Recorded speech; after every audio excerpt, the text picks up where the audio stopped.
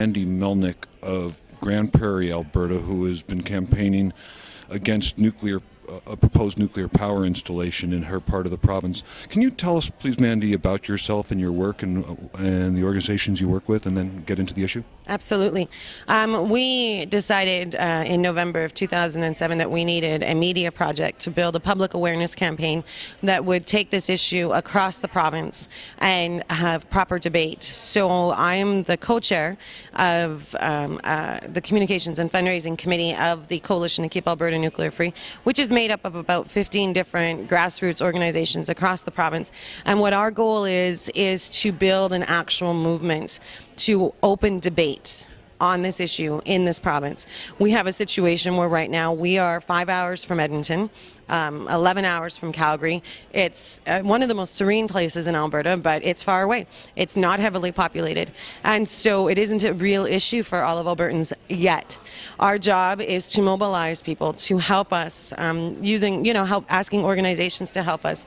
And we have several steps. Our vision is to change the legislation in this province, keeping nuclear power out of, and the possibility of nuclear power out of this province indefinitely. We will not stop until we have affected public opinion enough that they demand it of our government. So in order to do this, to start, we are organizing a postering campaign. We're printing over 10,000 posters, and we've broken the province down into 6 different regions where we're finding people who are willing to find workers in those regions to help us. The next one is a free media letter to the editor campaign. We're developing those relationships with weekly news editors, with radio stations in rural Alberta, saying you have to understand that this will affect all of Albertans. Or all Albertans. This will affect the people in your community. And these are some of the ways how, it will affect you through your tax dollars. It will affect you through the residual effects. It will affect you by having multiple plants in this province. This is not a one issue or one plant discussion. When we open up the discussion of nuclear power, it is there.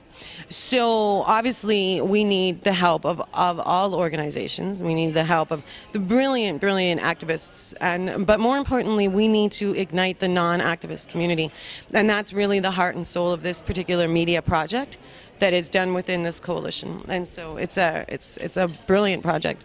Tell me what your concerns are with nuclear power development in Alberta. Quite frankly, I don't often go into the science of it, but we do not need it. We are in a province where we do have the ability to create, and we should be investing in new opportunities, alternative energy. We just clearly don't need it. Why defend something that has so many questions attached to it?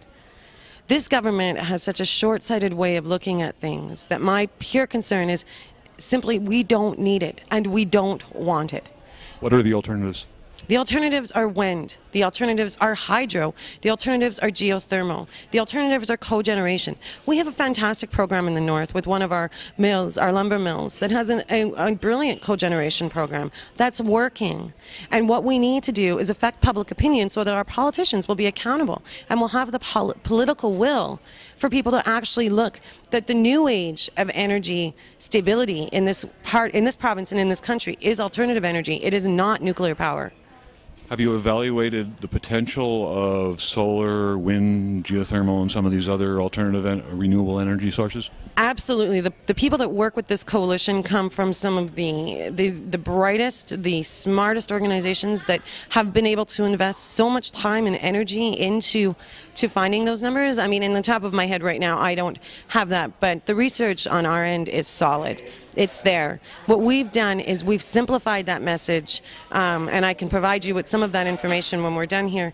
We've simplified that message so that regular Albertans understand that it's time that they need to start educating themselves. We have provided, in our campaign, we provide people a list of some of the best websites that we have been able to come up with that will allow people to figure it out for themselves. Because to be honest with you, when I first moved up to the Peace Country, this issue just came, and I didn't know about it. It is through the members of the group of the coalition that I got educated and was able to get passionate about why I didn't want nuclear power. So that's really what we're trying to do for all Albertans, is give them the tools and inspire them that this is their civil responsibility, because this is future generations. This isn't going to affect us that much. It's going to affect all of the future generations, and it's our responsibility to pay attention. Do you have a website you could refer people to? We do right now. It's just in the making. So we have a Facebook group called Coalition to Keep Alberta Nuclear Free, and we will have